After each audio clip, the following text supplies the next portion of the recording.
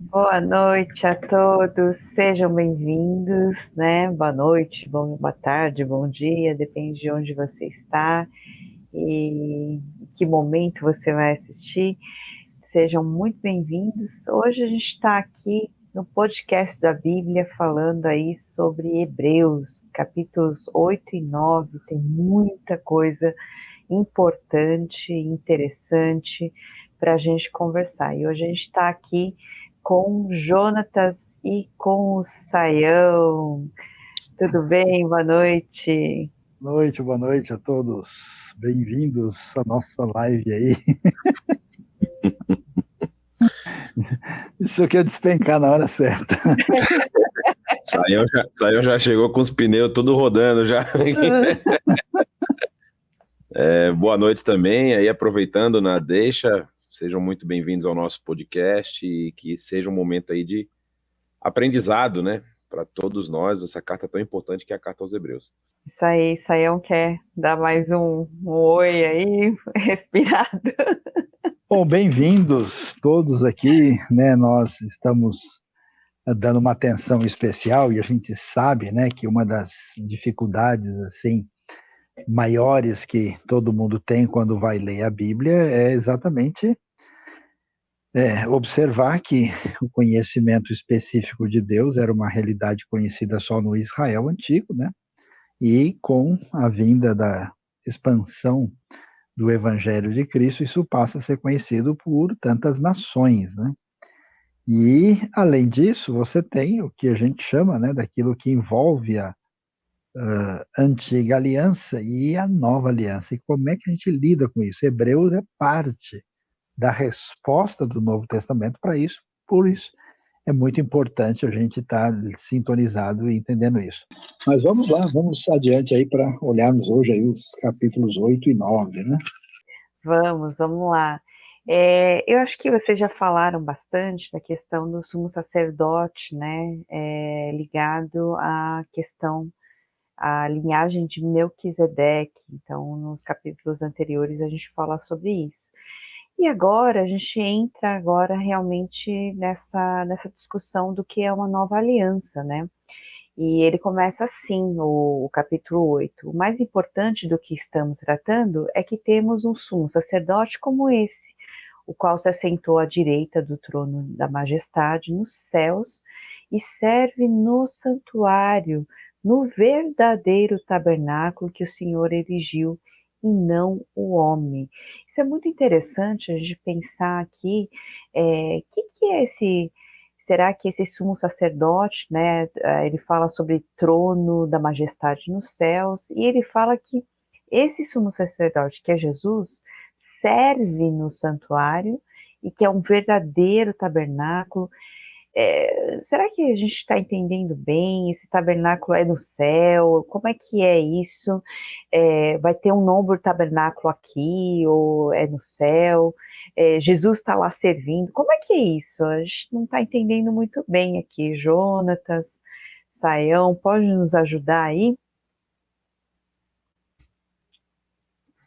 Eu fechei sem querer, eu não sabia que estava aberto meu microfone. Ah, é interessante essa comparação, isso já assim, já dá pano para manga para a gente pensar num monte de coisa, né? Porque essa ideia de tabernáculo no Antigo Testamento, né, se a gente for pensar na funcionalidade do tabernáculo, era justamente o ponto de contato, né, da presença santa do Senhor com, vamos dizer assim, com aquele povo, né, não apenas com a criação, mas especificamente com aquele povo que ele havia resgatado. A gente vai até falar um pouco sobre isso mais para frente aqui. Mas agora a gente ouve falar desse tabernáculo que foi erigido pelo próprio Senhor nos céus, né?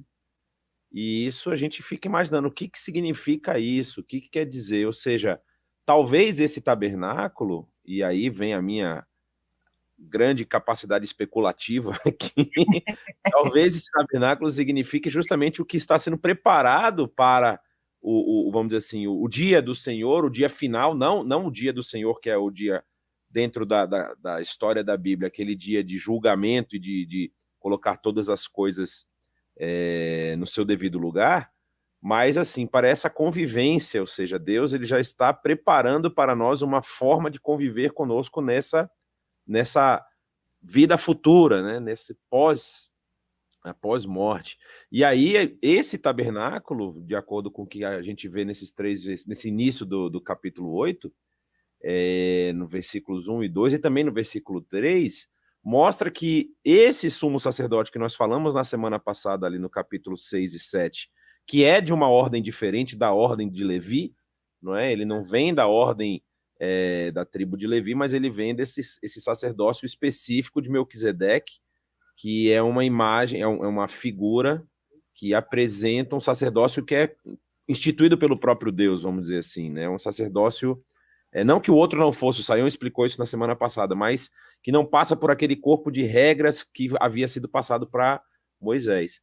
E aí esse Jesus, que é esse sumo sacerdote da ordem de Melquisedeque, agora está lá servindo nesse tabernáculo erigido pelo próprio Deus. E aí é muito, muito interessante esse contraste. Ele vai falar mais para frente, a gente vai ver nos versículos sequentes aqui, na sequência, da diferença, né, que nós vamos encontrar nesse novo cenário, esse cenário celestial, com, vamos dizer assim, a inaptidão e a incapacidade do cenário terreno de cumprir todas as recomendações e todas as exigências. Então ele já começa a apresentar isso, né? Ou seja, esse daqui existe justamente pela falha do que aqui se apresentou, ou já era esperado pelo fato de ser feito pelos homens, né? E eu vou deixar o Saião corrigir e complementar o resto. O Jonathan Albuquerque, né, e todo mundo que está em sintonia com a gente, esse é um texto assim que levanta, né, uma série de considerações, porque a pergunta que a gente vai fazer é a seguinte: será que tem uma outra tenda armada lá em cima, né, que é a tenda oficial, né, que Jesus agora está usando, o novo ou o modelo original, né, que do qual foi, porque depois o texto vai falar que o que foi feito com base no modelo que está lá em cima. Inclusive levou gente a sugerir, né, que havia na Bíblia aí um tom platônico nessa conversa, né?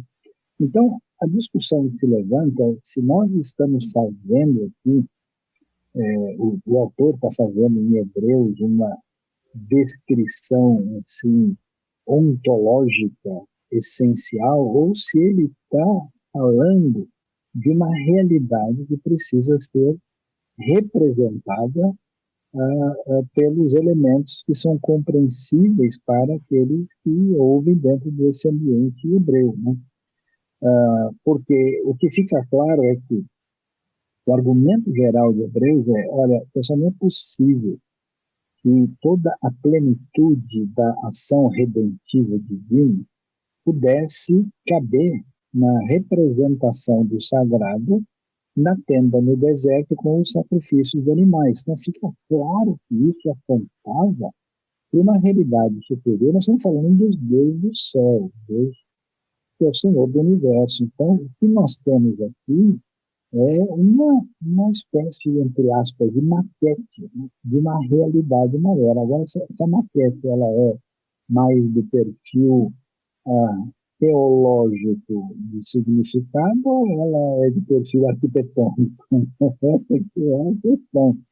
E alguns que vão argumentar dizendo não, é um negócio arquitetônico, eles também levantam a questão: será que no céu tem um trono literal?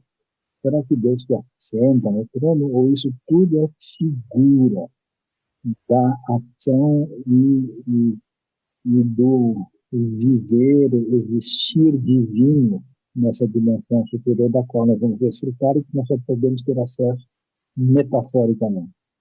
Uns acham que é assim, outros acham outra coisa. Acham que num primeiro nível da realidade celestial a coisa se apresenta com essa concretude.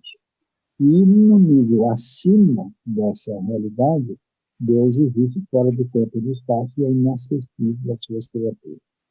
Então é tudo muito simples, bem fácil, assim, não tem quase nenhuma pergunta para a gente fazer, né? Mas é um texto curioso. Uma questão de ordem técnica, eu acho que estava melhor quando você estava com a ordem antiga no seu fone. Ah, é? Acho que é que ele tem hora que o seu som às vezes está variando um pouco e às vezes dá uma baixada, né? Eu não sei, vamos fazer um teste rápido aqui de ajuste, mas a gente já pode ir continuando. Antiga. Eu queria só colocar aqui um besouro aqui na conversa do que o Sayão falou.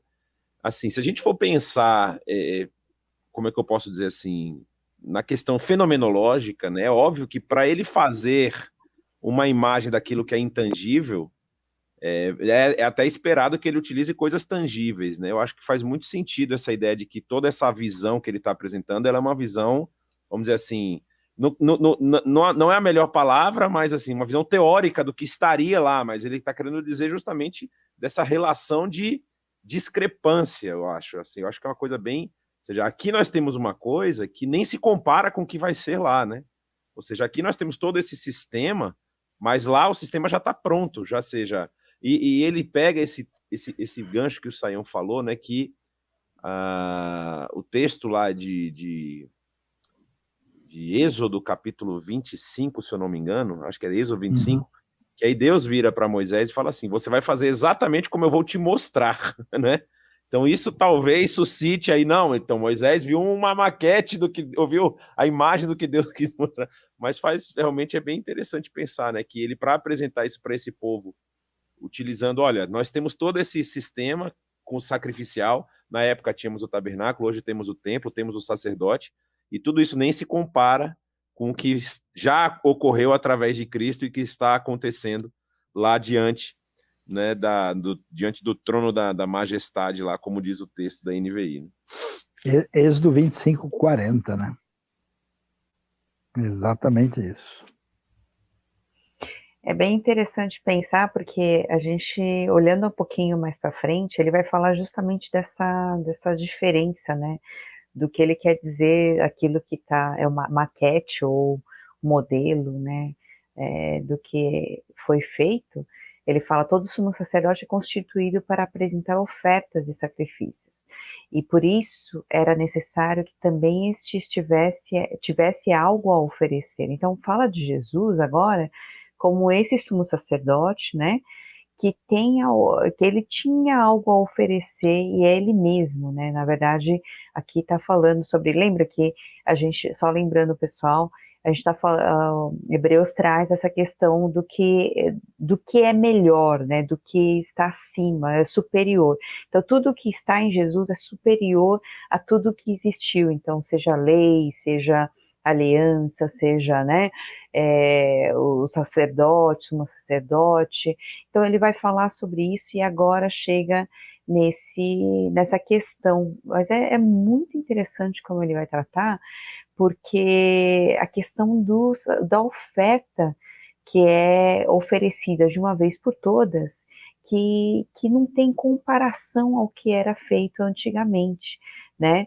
E ele fala dessa questão de um santuário que é a cópia. Na verdade, essa palavrinha cópia pode ser aquilo lá que o Sayão falou, que é uma maquete, é um protótipo, né, algo assim, e é uma sombra daquele que está nos céus. Então, já que Moisés foi avisado quando estava para construir o tabernáculo, tenha cuidado de fazer tudo segundo o modelo que lhe foi mostrado no monte, que é o que a gente está falando aí. Então, trazendo aqui, é interessante também porque Jesus, ele já subiu ao céu, ele nem é terreno, né? Ele é o que veio do céu e subiu aos céus. Então, eu acredito que isso também mostra a questão da superioridade nesse sentido. Claro que tudo que foi feito aqui foi mostrado e dado por Deus também, mas não tem o alcance nem de longe, assim, tem como alcançar isso que Deus faz através de Jesus, né, que desce do céu e volta ao céu, e ele diz, ele está servindo ali. Realmente é difícil a gente pensar num tabernáculo construído no céu, né, literal, assim, mas o que eu vejo, assim, muito interessante é que a gente vai ter essa adoração direta, né, do Deus e do sumo sacerdote, que é o nosso mediador, que é Jesus, a gente vai ter a presença deles lá de uma maneira plena, né? E superior a tudo aquilo que a gente pode pensar ou ver aqui na Terra, né? Seja através do tabernáculo, seja através do templo, né? Tudo que a gente experimentou aqui não chega aos pés daquilo que é experimentado lá, né? Então ele traz essa questão do que o sumo sacerdote, essa relação direta, essa relação próxima a Deus, que o sumo sacerdote nos capacita a ter, né? Agora e de uma vez por todas. Então, é muito importante e precioso a gente pensar nisso aqui. Agora, é interessante também essa questão porque ele traz o Jeremias, né, o trecho aqui inteiro quase, de Jeremias 31, 34, 31 a 34, né, falando dessa questão da nova aliança. Será que, aí, Sayão, Jonatas, será que vale a pena a gente tratar das alianças, né, para a gente poder entender essa nova aliança?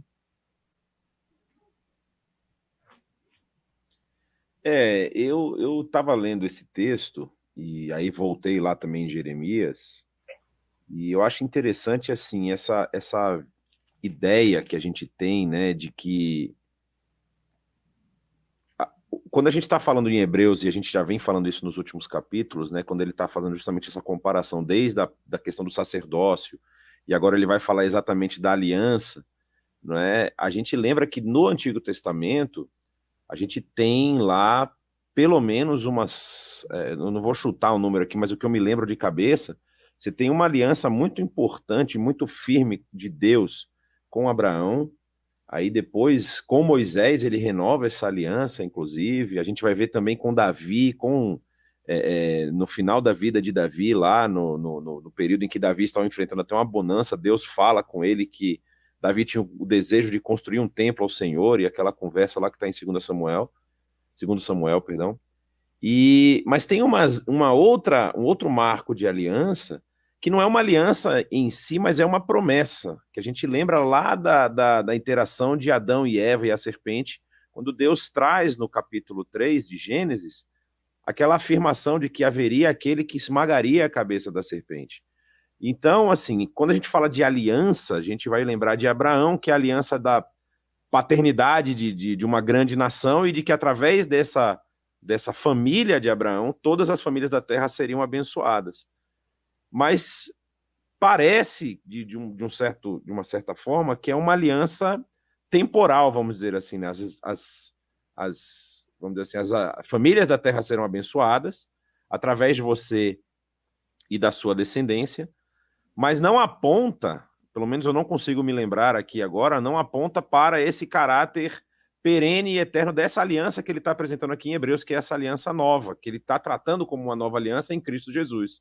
Ou seja, na verdade, para mim, parece que Cristo está cumprindo exatamente aquela primeira promessa feita por Deus, ou seja, Cristo vem e cumpre aquela primeira promessa feita por Deus de resolver o problema causado pela serpente, ou que no caso entrou na humanidade, na criação, por conta do envolvimento ali de Adão e Eva com a serpente e terem sucumbido às suas tentações, né? E aí, por conta disso, a gente vê que essa, vamos dizer assim, degradação da moral e dos costumes da sociedade vai aumentando. Jeremias cita tudo isso ali que nós estamos vendo, falando justamente de como o povo, ele, naquele momento da história, havia, vamos dizer assim, deixado de lado os preceitos de Deus, deixado de lado as regras e tudo aquilo que a lei que Moisés havia passado, e estava seguindo suas próprias inclinações pecaminosas e tudo mais. E aí Deus revela para o profeta isso que a gente vai ver, ó, vão chegar dias quando eu farei uma nova aliança. Ou seja, não vai precisar mais ficar fazendo esse monte de sacrifício que vocês acham que estão me agradando, e Jeremias não é o único que vai avisar disso, né? Oséias também vai avisar. O que adianta vocês ficarem fazendo um monte de sacrifício se o coração de vocês não está transformado? Não é? Eu não quero mais sacrifício, eu quero misericórdia. Oséias vai falar isso também. E aí nós vemos que esse apontamento feito em Jeremias fala justamente dessa nova etapa que nós estamos vendo aqui em Jesus. Ou seja, tudo aquilo que foi feito lá foi feito para que vocês tivessem consciência da necessidade de mudança de comportamento. Mas nem isso vocês deram atenção, largaram tudo de lá. Então vai chegar o dia em que eu vou fazer uma nova aliança, e essa nova aliança, como a gente lê no trecho aqui que está no capítulo 8, fala, é uma coisa que eu achei muito interessante, ou seja, ele diz o seguinte: porei minhas leis em sua mente e as escreverei em seu coração, serei o seu Deus e eles serão o meu povo. E aí ele completa dizendo: ninguém mais ensinará ao seu próximo, nem ao seu irmão, dizendo, conheça o Senhor, porque todos eles me conhecerão, desde o menor até o maior. Ou seja, Deus está declarando aqui para Jeremias, e Jeremias para o povo depois, de que vai vir o momento da solução final. Vai vir um momento em que ele vai cumprir essa promessa e ninguém vai poder dizer, ou, vamos dizer assim, se aventurar a querer imaginar, eu não conheço esse Senhor que você está falando, porque ele está dizendo que todos terão a lei inscrita em seu próprio coração. Então, assim, essa diferença, aí a gente entende, eu trato dessa forma esse conceito de nova aliança, né? Ou seja, quando ele vai falar de nova aliança, ele está dizendo isso, ou seja, aquela aliança que era a aliança mosaica, que havia o cumprimento de várias tarefas e de vários sacrifícios e tudo mais, se mostrou infrutífero, então Deus já havia prometido uma nova aliança que agora eu estou apresentando aqui em Cristo Jesus para vocês, leitores da carta aos Hebreus. Acho que uma coisa que precisa ficar nítida aqui, Suzy, Jonatas, né?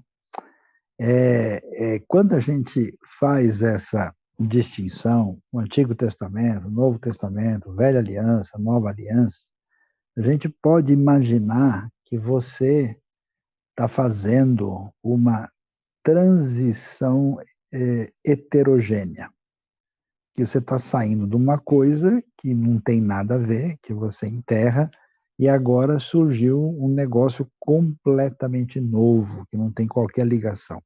Não é essa a ideia, né? Não existe condição de você ler Hebreus e o Novo Testamento sem a fundamentação do Antigo. Não é que as coisas do Antigo Testamento ou da lei, eles não servem para nada. Eles são perfeitos no seu significado, eles são perfeitos no sentido de revelação sobre quem Deus é e o que Deus faz na história. Eles são ineficazes do ponto de vista do projeto de Deus como um todo. E nesse sentido é importante, por quê? Porque tem que lembrar que quem está aqui são judeus, que têm uma influência do primeiro século de perfil farisaico, predominantemente, e claro, não só, porque como o assunto é muito sacrifício, tem a ver com o templo, aí a presença de alguma influência de saduceu também não é nada difícil de se definir. E esse pessoal agora ficou sabendo sobre Cristo, tem receio, agora eles estão, peraí, mas faz realmente muita diferença? Aí é o argumento de Hebreus, faz. Mas para entender, tem que conectar as duas partes. E aí ele vai fazer isso, você falou muito, é superior, ele é maior.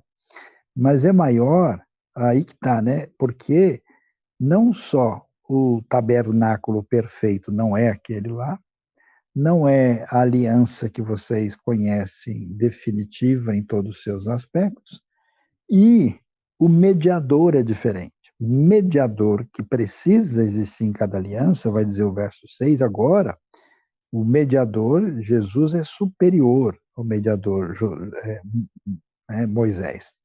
Aí, em relação à aliança, na verdade, aí precisa, vamos dizer, clarear um pouquinho mais nitidamente, porque o Jonatas mencionou, né, com clareza, aí citando a aliança davídica, né, citando a aliança abraâmica, citando aí, até fez a conexão com a promessa do Éden, existe também a aliança com Noé, né, no capítulo 9 de Gênesis, mas a aliança que está em vista aqui é exclusivamente a mosaica. E a mosaica porque ela tinha as diretrizes de Deus. Mas qual que é o problema? O problema fundamental é que o povo recebeu essa aliança que, por definição, ela é condicional e exigia fidelidade e foi reprovado. E quando é que se concretizou essa reprovação e por que houve a reprovação? Porque eles foram ter outros deuses além do Senhor. Foi a traição da divindade. Nesse sentido, Deus permitiu a destruição de Judá, a conquista de Jerusalém e a destruição de templo. Quando? Na época de Jeremias. Por isso Jeremias está aqui. E que Jeremias? Jeremias citado no capítulo 31. Quando Jeremias está falando sobre isso, o pessoal entra em desespero. Peraí, então o que é feito do nosso contrato com o Senhor? O que vai ser então do futuro? Aí Jeremias vai dizer, olha, vai haver um dia quando eu vou fazer aliança. E aí vem uma discussão interessante, porque a citação que vem aqui no capítulo 8, né, até diz, quando eu os tomei pela mão para tirá-los do Egito. Né? Essa aliança que farei com a comunidade de Israel, declara o Senhor. Né? Então, a pergunta é, essa aliança tem a ver com Israel. Depois ela transborda para além do Israel étnico. E aí, qual é que é a questão? A questão é como é que eles vão conhecer o Senhor, ninguém precisa mais. Porque agora, em vez da lei estar escrita na tábua de pedra, está escrita na tábua de carne, está no coração, tem a ver com o ministério do Espírito, né? E por isso eles serão perdoados. E aí é muito interessante o desfecho, né? Que aí vocês vão responder e explicar, que esse é o texto mais, né? Quando ele chama de nova esta aliança, ele tornou antiquada a primeira. E o que se torna antiquado, envelhecido, está a ponto de desaparecer. O desaparecimento da primeira é que gera toda a questão teológica fundamental que a gente tem de continuidade e descontinuidade dos elementos que envolvem a lei, né? E a gente tem até uma palestra boa sobre isso aí na própria IBNU, né? No sentido em que toda essa lei que envolvia o serviço do tabernáculo, é claro que ela vai desaparecer. Agora, não quer dizer que a lei moral e a lei que envolve a adoração de um Deus único foi jogada fora porque a antiga, né? Porque existe, de um lado, o problema, né, do legalismo, e do outro existe a chamada anomia, né? Não tem mais lei, nem diretriz, nem nada, e o sujeito, tudo que ele fizer, o que vale é só o sentimento e o amor dele, mas não é bem assim. Eu achei interessante, você estava falando, que é realmente voltado à Aliança do Sinai. E é interessante até a forma como é colocada, né, das estipulações da aliança, como eram feitas da época, né? Então, falando de quem é o Senhor, né? E ele retoma isso. Quem é esse Senhor? Quem é esse Deus que te tirou do Egito, né? Tudo aquilo que foi falado nessa aliança, retomando a aliança lá do Sinai, e aí ele retoma isso, falando, tomei pela mão para tirá-los do Egito, visto que eles não permaneceram fiéis à minha aliança, eu me afastei deles. Então, realmente aqui é colocado, trazido à tona tudo o que aconteceu naquele momento e agora por que Deus está fazendo essa nova aliança, né? E aí, quando ele fala dessa questão do coração e da mente, também existe a questão, que eu acho que vocês devem ter falado na semana passada, de que também não depende da questão da lei, no sentido de regras, um monte de coisas que são estabelecidas e que as pessoas já não seguem mais, já não vivem mais, que se tornam algo assim, simplesmente regras a serem estabelecidas, né? Um sistema religioso que as pessoas seguem. Então, quando ele traz essa questão de que ele coloca na mente, escreve no coração, e aí ele traz a questão, serei o seu Deus, que essa marca, serei o seu Deus e eles serão meu povo, é muito colocado no momento da aliança. E agora, não é algo que você vai seguir porque tem um sistema religioso, mas é algo que o seu coração, é algo verdadeiro, que vai transformar a sua vida, o seu coração, porque mente e coração, né, se a gente entende aqui da mentalidade hebraica, a gente vê que é o ser humano como um todo, é o centro da vontade, é o centro da decisão, é o centro, né, de tudo o que ele pensa e o que sente, né, de tudo aí.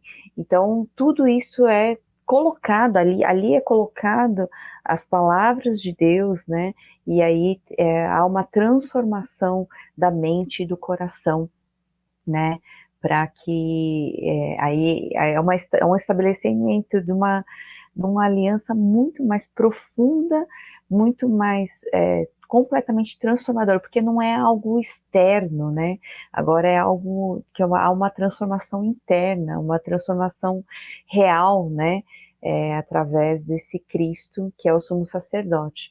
Então é bem interessante a gente parar para pensar nisso, né? Numa lei que existe, vamos dizer, fora de nós, e em algo que existe verdadeiramente transformador dentro de nós, né? E aí o Sion falou dessa questão da nova aliança, e ela torna antiquada a primeira, e a ponto de desaparecer. E aí a gente retoma a questão das leis, que as leis têm toda a questão ritual, né? Então tem as questões que eram de adoração e rituais, e tem as leis que eram morais, eram de ética mesmo, como lidar com as coisas do dia a dia, né? E aí é interessante, porque essas coisas, o próprio Jesus traz à tona que ele veio aperfeiçoar, ele não veio acabar com isso. Mas as leis rituais, no sentido de como era feito no tabernáculo, depois no templo, aquilo vai acabar, realmente torna antiquado, porque agora é um novo lugar, né? Porque Jesus, ele se torna esse sumo sacerdote e a maneira da gente adorar, a maneira de a gente se aproximar de Deus muda completamente, né? A gente não precisa mais ter aquele ritual todo, mas agora a gente pede perdão pelos nossos pecados, e quem é o nosso mediador é esse Jesus, que está acima de tudo. Então, muda, mas não muda, né? Muda porque Jesus, ele se torna tudo isso, o grande mediador, e ele é a forma superior de todas as coisas, né? Ele vem aperfeiçoar todas as coisas, e a gente aprendeu a fazer naquela época, agora a gente continua, mas de uma maneira mais perfeita, porque Jesus traz isso. Então é muito especial, né? A gente pensar nisso.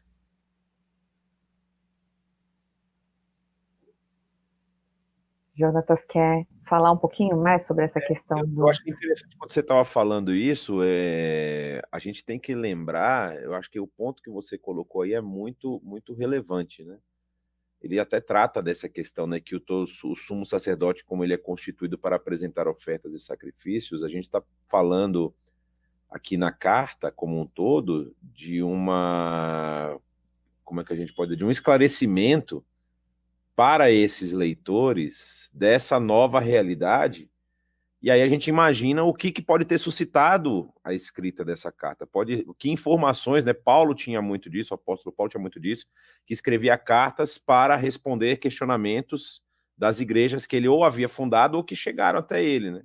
A gente pode falar de Colossenses, por exemplo, como uma igreja que o apóstolo Paulo parece não ter fundado, não está relatado, mas ele escreveu carta para a igreja em Colossos e para a igreja em Laodiceia também, né? Que a gente sabe lá que ele pede que uma carta seja lida na outra igreja. Mas aqui em Hebreus parece que havia esse problema, talvez, né? Desses descendentes de Abraão que estavam entendendo que Jesus era o Messias, mas não estavam conseguindo dissociar, não é, a imagem dessa nova realidade da realidade anterior. E aí o autor aos Hebreus vai falar justamente isso que a Suzy falou, você não tem mais necessidade disso, porque esse Jesus, que é um sacerdote superior, numa aliança superior, que está num tabernáculo superior, já faz todo o processo. E aí agora você tem acesso livre e direto ao Deus criador e perdoador. Não precisa você ir lá e continuar nesse sistema sacrificial que está sendo agora, vamos dizer assim, superado em importância e em grandeza, né? E aí faz todo sentido o que ele está falando, ó. O que tornou antiquado, o que vai se tornar antiquado e envelhecido já está a ponto de desaparecer. Assim que vocês entenderem essa nova lógica, isso não vai ter mais a serventia que tinha anteriormente, né?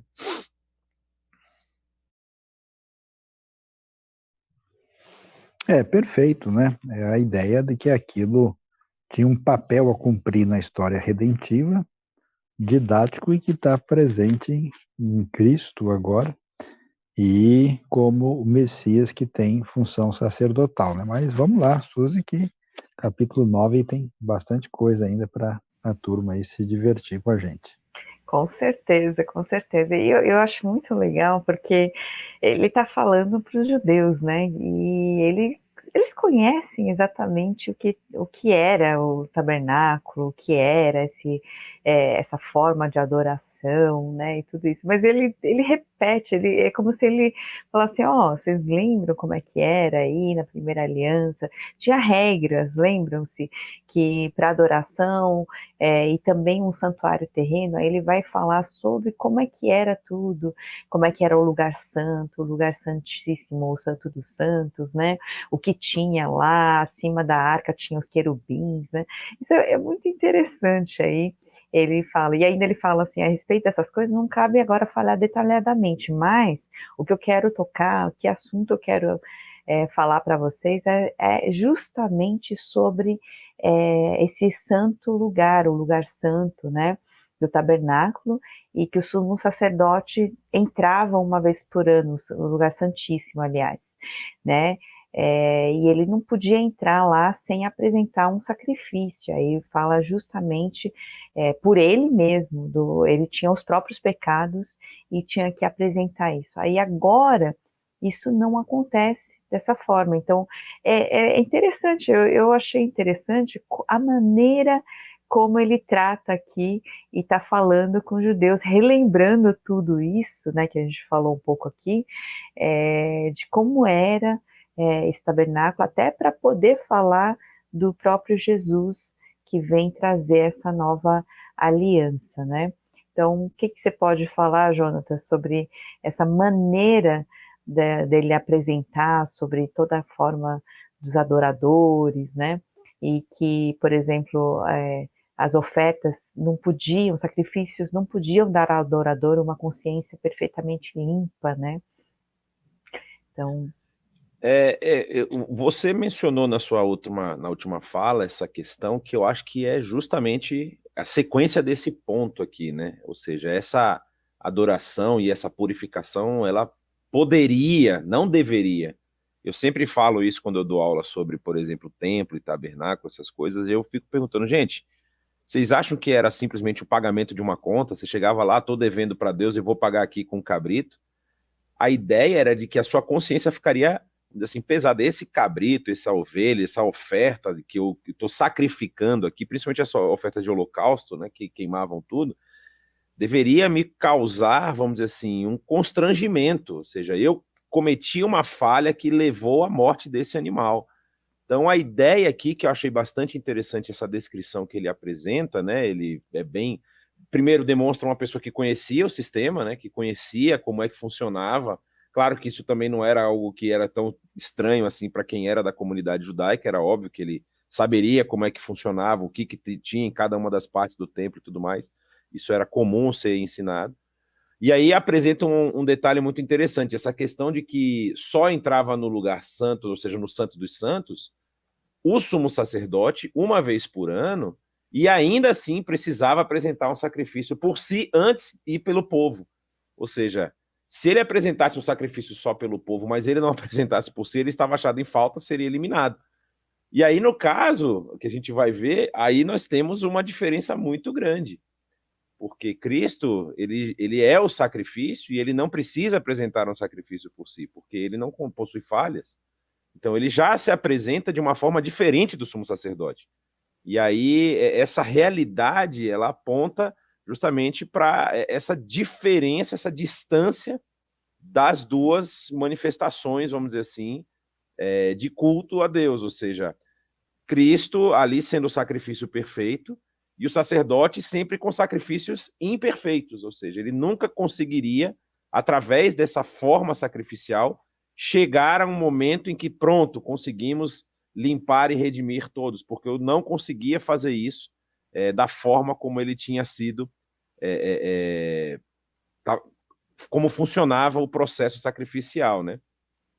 E é interessante também falar aqui, a partir, por exemplo, do verso 8, como ele diz, dessa forma o Espírito Santo estava mostrando que ainda não havia sido manifestado o caminho para o Santo dos Santos enquanto permanecia o primeiro tabernáculo, ou seja, com toda essa regra, o acesso ainda estava limitado. E aí nós vamos ver, ele fala até dessa questão da ilustração para os nossos dias, indicando que as ofertas e os sacrifícios oferecidos não podiam dar ao adorador uma consciência perfeitamente limpa.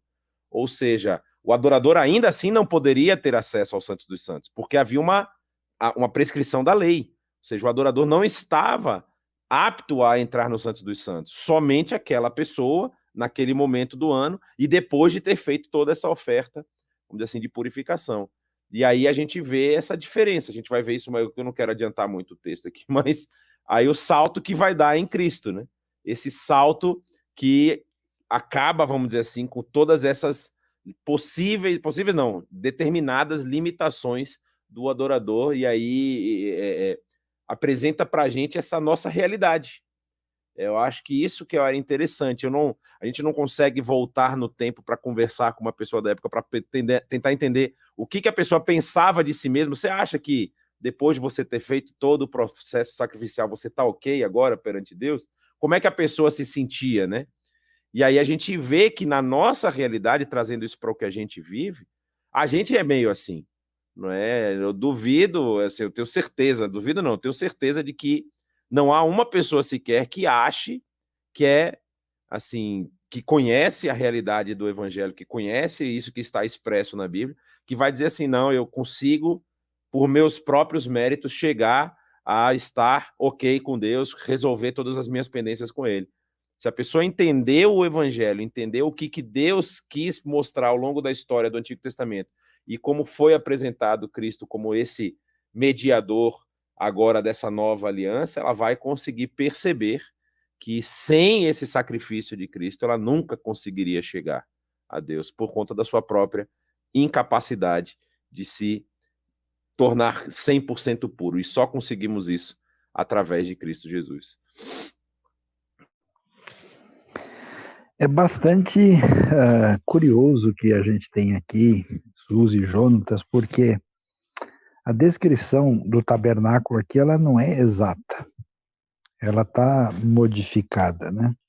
E é um tanto curioso porque não está claro para todo mundo, mas o tabernáculo, ele remete à situação original, né? Por exemplo, a menorá, o candelabro, é uma lembrança concreta da árvore da vida, né? A gente tem a separação estabelecida entre o lugar santíssimo através do véu que tem ali os querubins, e os querubins também estão na tampa da arca, né? Então, esses símbolos especiais da relação que temos com Deus em relação a ter comunhão com Ele original e a questão da separação do pecado e a redenção, eles aparecem. Tem uma coisa curiosa, porque quem lê, né, desavisadamente, eu já encontrei até ele falou, também não tem um erro aqui na Bíblia, né?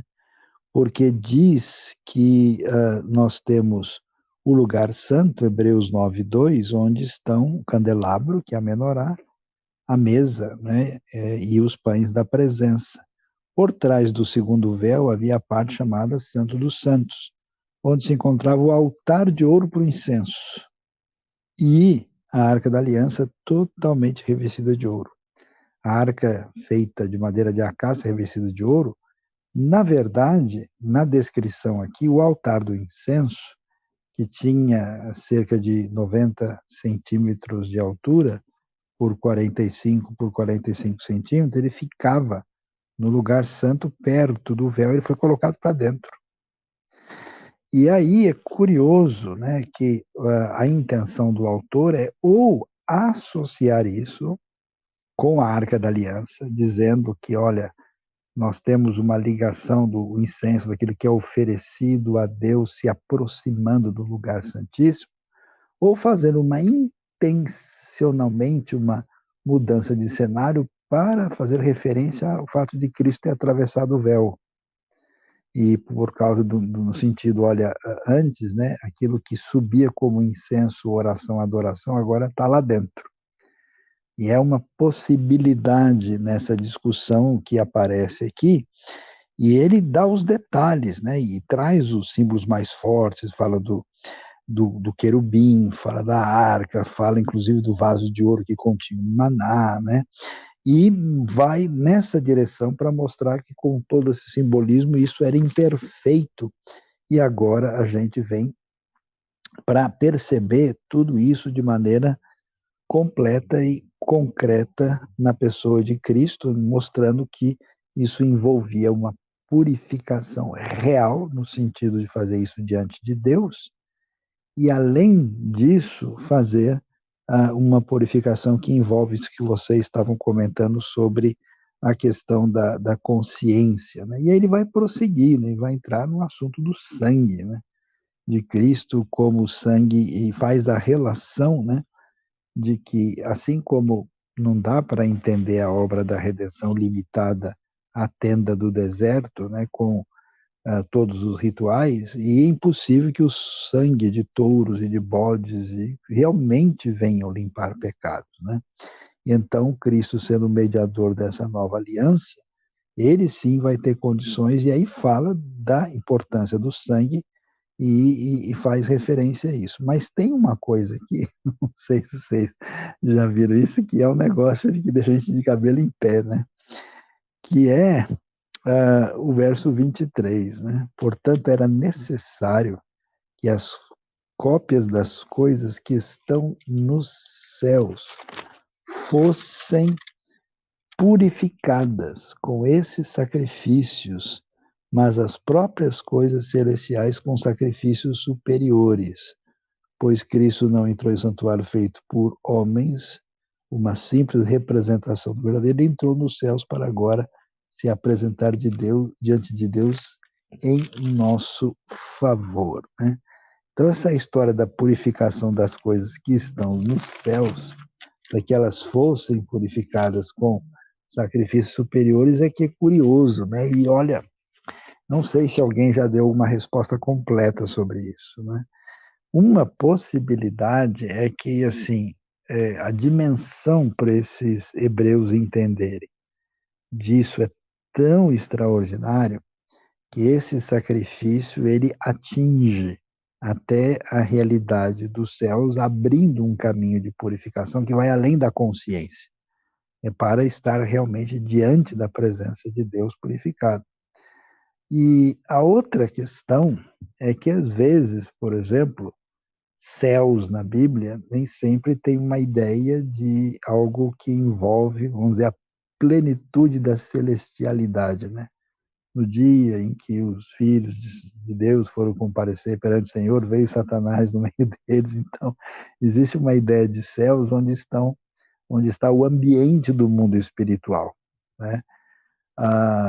E nesse sentido, há uma possibilidade de que a gente tem aqui uma ponte com a teologia de Colossenses, né? Que o sacrifício de Cristo envolve a purificação que atinge a criação. Então, a purificação que atinge o universo. Né? Dessa forma, existe uma redenção que atinge, vamos assim dizer, céus e terra, né? Numa amplitude maior.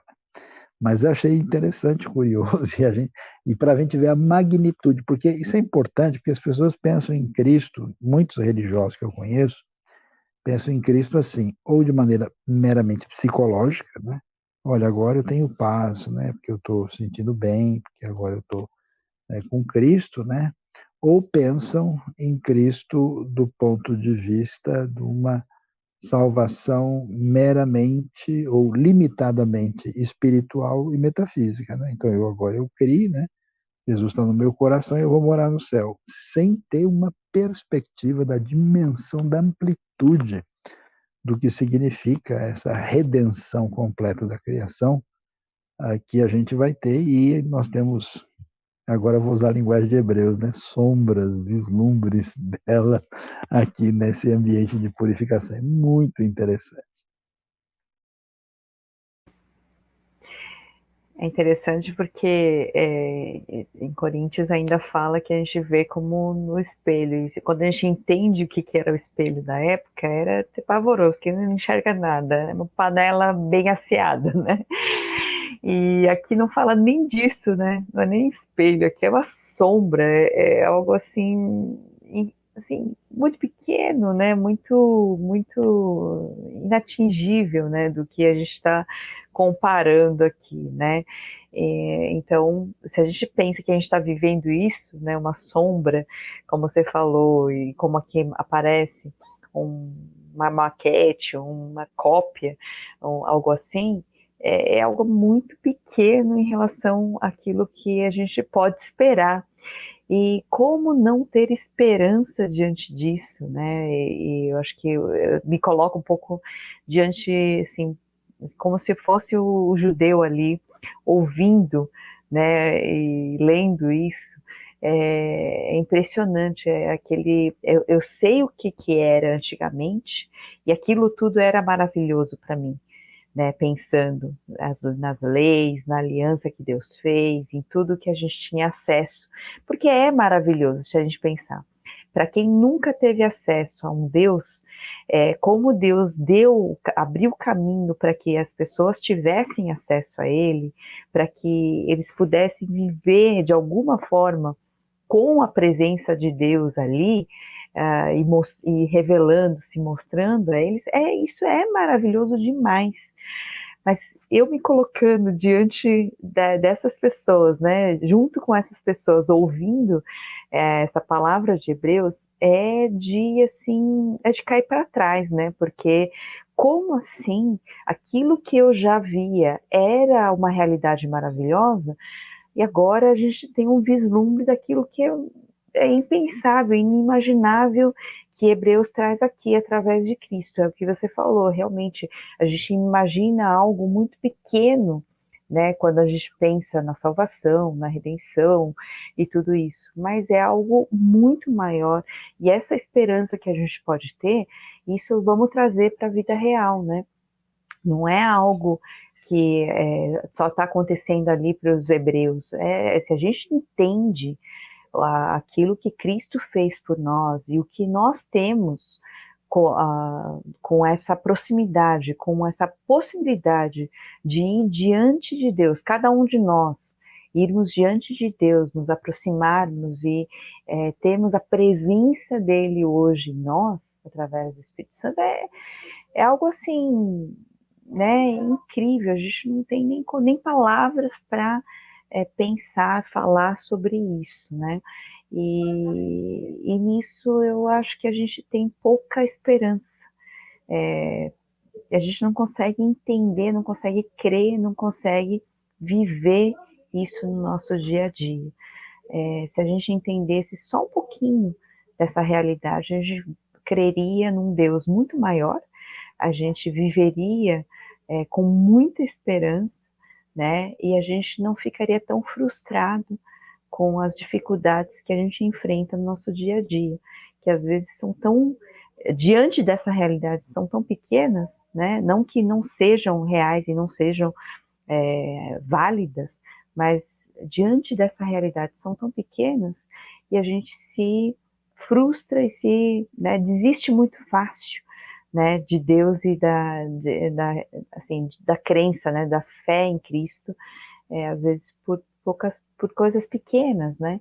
Então, gostaria assim de encorajar as pessoas, leiam Hebreus, vejam, né, essa realidade maravilhosa que Deus está trazendo aqui para a gente, mostrando o que Jesus fez por nós e o que significa essa realidade para nós, né? Essa redenção verdadeira, essa quebra de todos os paradigmas, tudo que a gente pode pensar ou imaginar para trazer uma graça, uma misericórdia, uma redenção tão maravilhosa para nossos dias, para a gente, né?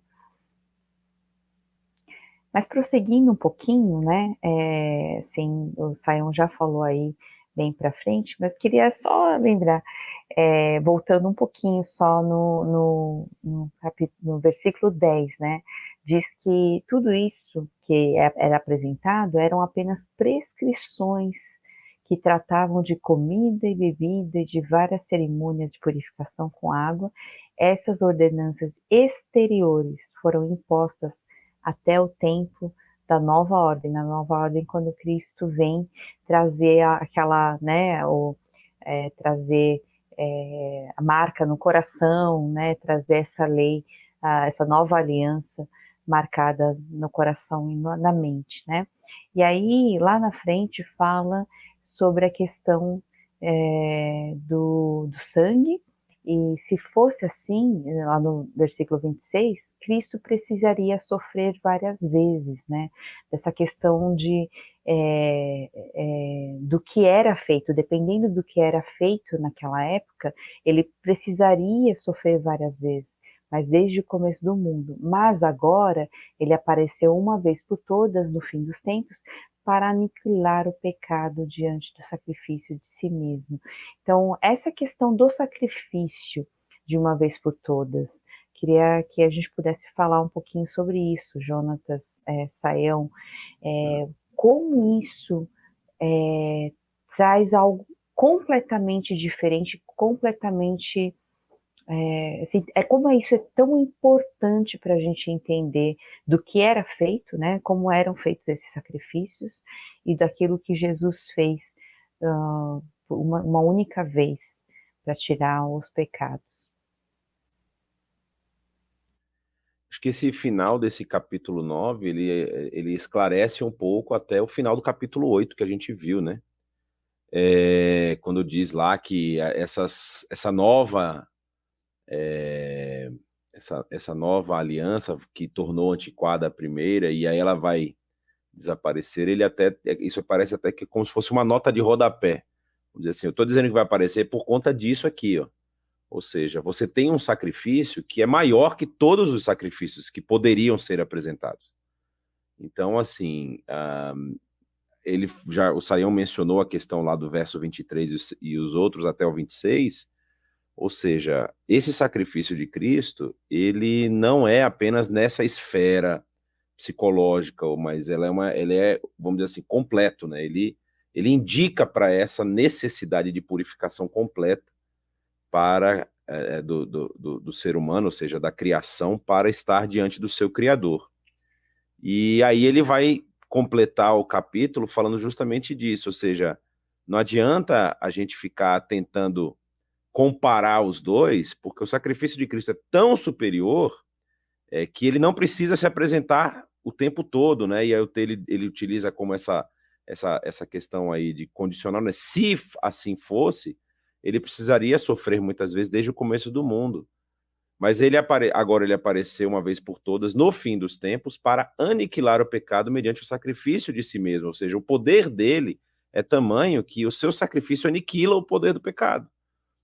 Ou seja, e aí ele complementa, né, só para a gente, dando a lógica, complementando a lógica, ou seja, assim como ao homem está destinado a morrer apenas uma só vez e depois disso enfrentar o juízo, Cristo também foi oferecido uma vez só, em sacrifício, para tirar o pecado de muitos, ou seja, os pecados de muitos, e virá uma segunda vez, não mais para tirar o pecado, mas para trazer salvação.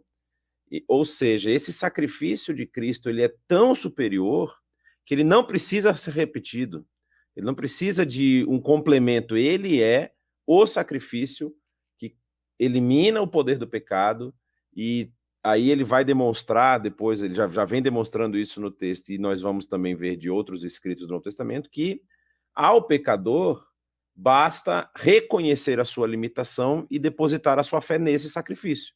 Ou seja, eu sei que o sacrifício de Jesus não é o sacrifício, e aí pegando essa questão do ambiente judaico e da cultura judaica que está em voga aqui na Carta aos Hebreus, não é o meu sacrifício feito diante do sumo sacerdote lá que vai me purificar, é esse sacrifício aqui que vai me purificar. Aquele lá poderia até, vamos dizer assim, representar esse que está sendo apresentado agora. Mas aquela representação, ela era imperfeita. Aqui está o sacrifício perfeito. Aqui está o sacrifício do próprio Deus em prol da sua criação. Ou seja, Cristo, que era Senhor com o Deus Criador, como diz João capítulo 1, vem, se coloca numa posição de servo, se coloca na posição de servo sofredor e se coloca na posição desse sacrifício que era necessário. Então, eu não preciso repetir, porque ele é potente o suficiente para eliminar de uma vez por todas o poder do pecado. E isso realmente que é a grande diferença. Né? É a virada do jogo, vamos dizer. Ou seja, a partir de agora, a partir desse sacrifício, no caso, não é? E aí, quando eu quero falar a partir, não estou querendo dizer que é exatamente do ponto temporal, né? Mas assim, por conta desse sacrifício, não é? O pecado, ele não vai mais poder exigir, no caso, a lei do pecado não pode mais exigir que aquele que cometeu o pecado pague pela sua dívida, porque essa dívida, ainda no sistema sacrificial anterior, nunca seria paga. E aí, em Cristo, ela é paga. Então, a minha situação perante essa justiça está sendo quitada.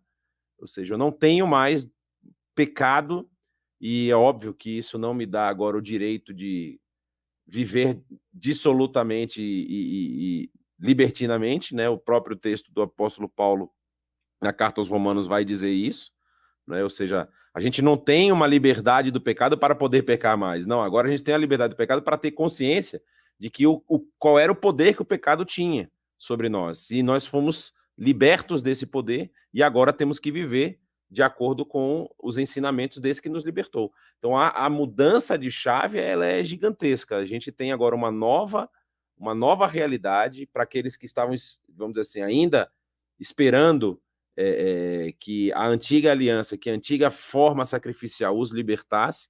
Ele está mostrando, não é aqui, o caminho está aqui. Esse sacrifício de Jesus é que vai libertar vocês do pecado. E isso é fenomenal, né? É a transformação completa da nossa realidade. Essa questão aí do sacrifício, ela apresenta para a gente uma questão fundamental, é a ênfase que é importante para Hebreus e no Novo Testamento no sangue, que é bem difícil para uma sociedade como a nossa achar que isso... O sangue é o símbolo máximo da vida em toda a experiência humana, né? Isso tem apelo pessoal, apelo cultural, psicológico, de todos os tipos, né? Nada é mais emblemático para definir a relação entre vida e morte do que o sangue, né? E por isso, né, dentro da própria sociedade israelita, nômade, todas as coisas são purificadas com sangue. E fazendo essa conexão na doação máxima de vida que pode ser imaginada, que é dar o sangue em favor de alguém, Cristo faz isso e ele faz questão de enfatizar, né, esse detalhe para mostrar aspectos assim que são absolutamente significativos no que diz respeito à concretude do sacrifício. O sacrifício não é uma parábola, uma metáfora, um mero símbolo, é um sacrifício real, né? E então isso é muito enfatizado aqui, né, quando ele fala do sangue ligado à primeira aliança, e quando chega aqui nós temos a presença do sangue, mas agora o sangue de Cristo. E sem derramamento de sangue não há perdão, é a palavra forte do verso 22. E então ele vai continuar afirmando isso. Isso aponta para um elemento muito importante, que é a humanidade absoluta de Cristo. Cristo, Jesus, não é uma sombra, um espírito, um ser fantasmagórico, é alguém que se sacrificou, né, foi sacrificado e morreu de verdade, né? E por isso ele vai ter um sacrifício real e um sacrifício que aponta para uma realidade de sofrimento pleno e absoluto. No entanto, ao mesmo tempo que esse é o Cristo Jesus totalmente humano, Hebreus, quando abre no capítulo 1, quando vai falar no verso 8, vai dizer, com respeito ao Filho, ele diz, o teu trono, ó Deus, subsiste para sempre. E ainda continua no verso 10, tu, Senhor, firmaste os céus. Ele não apresenta de quem que ele está falando, ele continua fazendo referência ao filho davídico. Então, Hebreus vai, quando vai falar da superioridade de Cristo no começo, já deixa indicado a sua divindade. E aí que a gente vai ver por que os outros sangues não são capazes de ter força perene de purificação de pecado. Porque se o sangue purifica pecado, podia pegar o sangue de Moisés, podia pegar o sangue de Isaías, pegar o sangue de alguém, quantos mártires, quantos sofreram. Mas aqui não. Aí é que muitas pessoas que às vezes gostam de Jesus como profeta, gostam de Jesus como Messias, mas assim não conseguem entender o mistério da divindade de Cristo, precisa entender isso, que um sacrifício de alguém que não é divino não pode ter valor para ter eficácia para perdão dos pecados. Então, nesse sentido, a gente entende por que bastou ele morrer de uma vez por todas, num único sacrifício.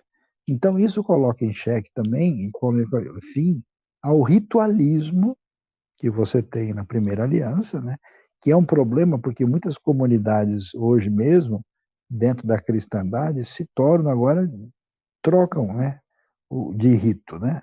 Mas mantém a preponderância da espiritualidade vinculada a algum tipo de ritualismo, como se isso pudesse, de fato, produzir, digamos, vida, né? Nem ritualismo, nem legalismo, nem misticismo, nada disso. Então, dessa maneira, uma coisa importante, o homem morre uma só vez, né? Então não tem esse negócio da gente ir e voltar. Pelo menos no Novo Testamento isso fica claro que não. E até porque, da mesma forma, Cristo morreu uma só vez. E depois disso, a mesma coisa se diz respeito ao homem, para depois ele enfrentar a situação diante de Deus. Cristo morreu de maneira concreta, real, com derramamento de sangue plenamente humano e, ao mesmo tempo, com uma morte que tem valor infinita porque ele é divino. E aí esse mistério, né, do Jesus humano divino fica muito nítido aqui na conversa de Hebreus sobre o sacrifício. E é legal também o que ele fala que o sumo sacerdote ele tinha que trazer e ele ia diante, né, do, do lugar santíssimo, mas por sangue alheio, né? E Jesus ele não, ele vai e dá o próprio sangue, ele mesmo se doa, né, para isso. Então mostra justamente o que o Sayão falou aqui, que ele só pode fazer isso porque ele é Deus, né? Ele é plenamente Deus, ele é plenamente humano, ele se dá a si mesmo. Então é maravilhoso realmente pensar nisso, que o próprio Deus, né, ele se deu para poder pagar tudo isso, né, para pagar todos os pecados e a gente ter esse acesso direto a Deus através dele. Então, não tem palavras mesmo para falar sobre isso. Agora, a gente tem aqui algumas perguntas que eu acho que vale a pena a gente responder. O Aquilino, ele pergunta aqui, eu cresci ouvindo que o sumo sacerdote ele entrava no Santo dos Santos amarrado pela cintura. Caso acontecesse alguma coisa, ele seria puxado. Isso é verdadeiro ou mito, né? Como é que era isso? A gente tem essa tradição, sim, Suzy, é falado sobre isso, mas não tem uma confirmação, né? Os relatos são divididos, né? e não há uma confirmação absoluta disso. Não é uma coisa impossível, né? Porque, de fato, ninguém pode entrar no Santo dos Santos. Se acontece alguma coisa com o homem lá dentro, né? O que a gente vai fazer? É importante lembrar também que ele entrava uma vez por ano, né? Então, assim, não está confirmado isso.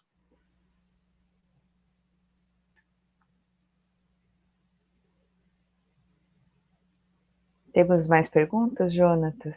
Aí? Eu tinha visto um comentário aqui antes, Suzy.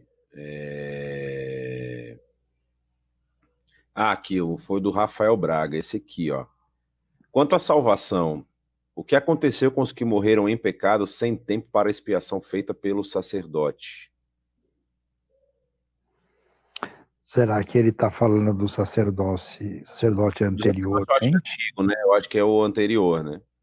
Porque a gente comentou que era uma vez por ano que fazia uma expiação, ele fazia por si próprio e pelo povo, né? Então, mas Hebreus deixa claro, né, que todo esse sistema não podia garantir o perdão real, né? E aí o que a gente precisa entender são coisas um pouco diferentes, né? Que a lei foi dada dentro da aliança como uma possibilidade, diretrizes de Deus para organizar a vida em função do fato de que Deus nos diz como é que a gente deve viver e como, especialmente as leis que a gente define, chama de cerimoniais, culticas, como é que a gente pode se aproximar de Deus, sendo que nós somos pecadores limitados e frágeis e diante de um Deus santo. Então, vamos dizer assim, uma maneira da graça divina permitir uma comunhão de um ser humano pecador diante dele. Mas, do ponto de vista da purificação completa do pecado, esses sacrifícios, eles eram didáticos, eles eram teologicamente muito valiosos, mas eles não eram eficazes. Porque se eles fossem eficazes, não precisava de nada que Hebreus está dizendo para a gente. Então a pergunta é como é que essas pessoas foram salvas? Quem vai responder isso é Romanos. Romanos vai dizer que quem foi justificado pela fé, como diz, né, o texto de Romanos 4, citando Gênesis 15. Abraão foi justificado pela fé. Então, no Antigo Testamento, as pessoas têm salvação porque creem, reconhecem que são pecadores e creem no Deus que irá trazer essa salvação de maneira definitiva no futuro. Por isso que são salvos pela fé. Fé que reconhece o seu pecado e espera a salvação. No Novo Testamento, a pessoa é salva porque crê na salvação que já veio. Mas não é que no Antigo Testamento o cara é salvo e fala, ixi, eu esqueci de pedir perdão daquele pecado. Aquele ali não deu para fazer sacrifício hoje, agora e só depois. Então agora, se eu morrer no meio de caminho, ninguém vai ser salvo desse jeito.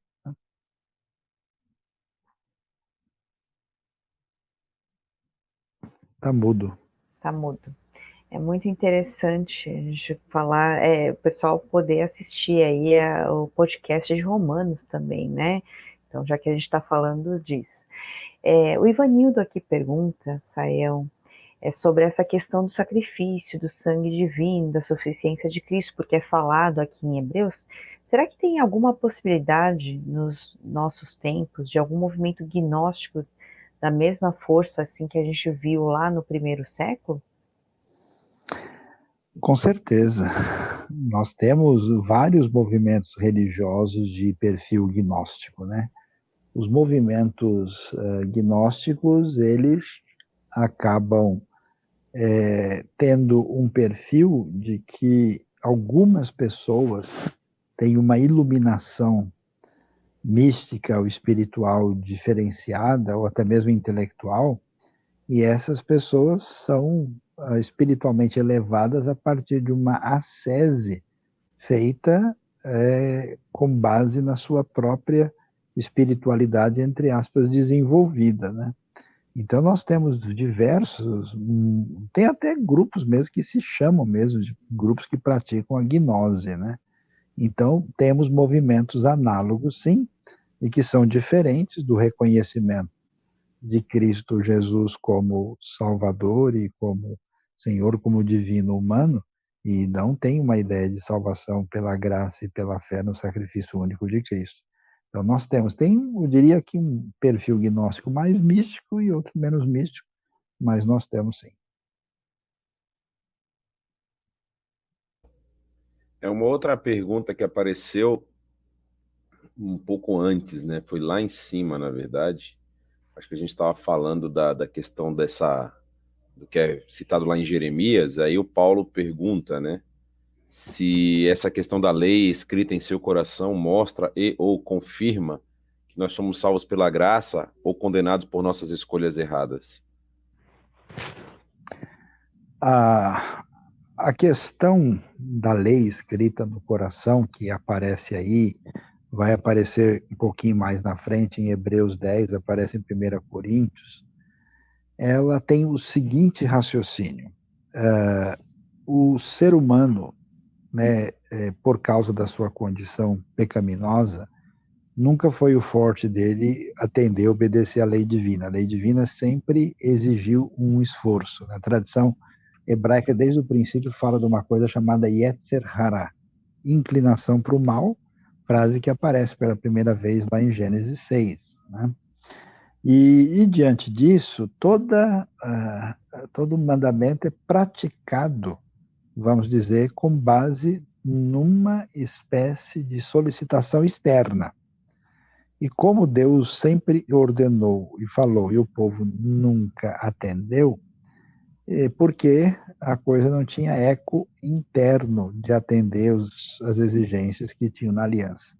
O que o Novo Testamento vai dizer agora, pelo poder do Espírito, com o novo nascimento, através do sacrifício de Cristo Jesus, e quando a pessoa crê nele, ele recebe o perdão dos pecados e passa por essa transformação espiritual interior que leva essa pessoa ao desejo de agradar a Deus. Nesse sentido, a coação, a exigência do mandamento não vem de fora, vem de dentro. A pessoa tem a disposição. Por isso que, assim, o amor cumpre a lei. Porque o sujeito, quando ele quer seguir o seu próprio caminho e tem uma lei sobre ele obedece, né? Na maneira em que ele deseja obedecer para fazer o que ele bem quer, né? Mas ele obedece porque senão ele vai ser punido. Aquele negócio, seu guarda, eu não vi foi o senhor, o sinal eu vi, né? Mas eu não estou convencido de que eu tenho que atender isso. Quando a pessoa passa a amar, ele dá a vida. Por isso tantos cristãos entregaram tudo, né? Então, nesse sentido, é que a lei está no nosso coração. Então, o objetivo da lei é cumprido na nova aliança para aquele que, de fato, está no reino e recebe a Cristo. Por isso que se a justiça de vocês não exceder dos escribas e fariseus, você não entra no reino dos céus.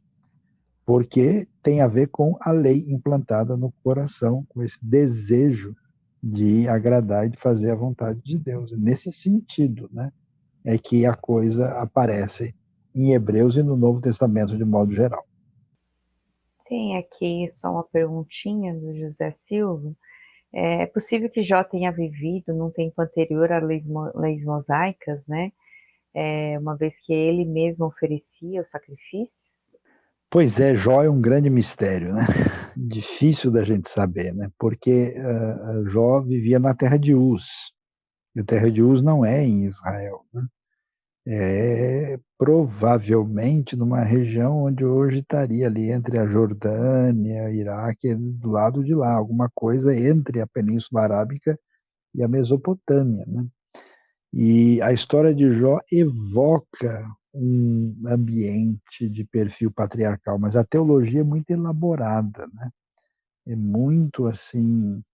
E também quando o texto diz falar que ele oferecia sacrifício, pode ser que o texto não queira ser detalhado de dizer como ele oferecesse, que ele oferecia sacrifício, mas poderia ser que ele fosse em altar e tivesse algum auxílio sacerdotal que o texto não tem intenção de comentar, né?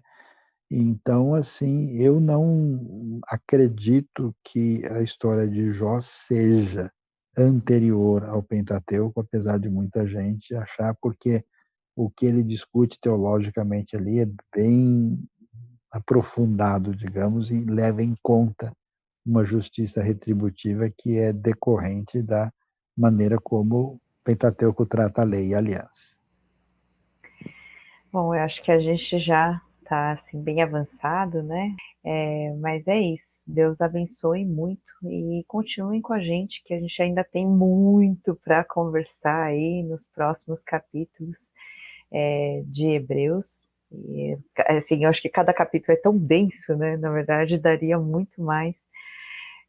Mas aqui a gente tem um tempo limitado. Então, Deus abençoe a todos e realmente estudem. Quem não viu até agora, está chegando agora, vão lá e comecem lá no início, na introdução, no capítulo 1 e 2, e vamos lá juntos estudar esse livro, essa carta tão importante que é o livro de Hebreus, né? E obrigada a todos aí, obrigada a Jonatas, Saião, e todos que estavam aí, estão com a gente. Bom, boa noite para o pessoal que nos acompanhou até agora e realmente faço coro com a Suzy aqui. Essa série está muito legal. Se você está chegando agora, vai lá, vai para o início, começa de novo e vê que a sequência ela ajuda você a compreender bastante coisa, né? E nós estamos sempre aqui na IBNU, nesse formato em podcast que nós temos feito, e está aí para você não apenas crescer e se desenvolver, mas também distribuir e abençoar outras pessoas. Então, faça aí sempre temos esse pedido, né, que você se torne um parceiro nosso aí na divulgação, porque realmente o nosso objetivo é abençoar a vida das pessoas que chegam aqui no nosso canal. Então, seja nosso parceiro aí, distribua para todo mundo que você conhece.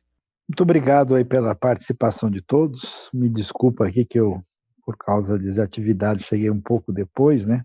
Porque Hebreus fala que o que vem depois é que está sendo aperfeiçoado, né? Então, dou uma desculpa teológica aqui, né? Ou seja, eu que cheguei antes, sou a coisa velha, vocês entenderam o recado.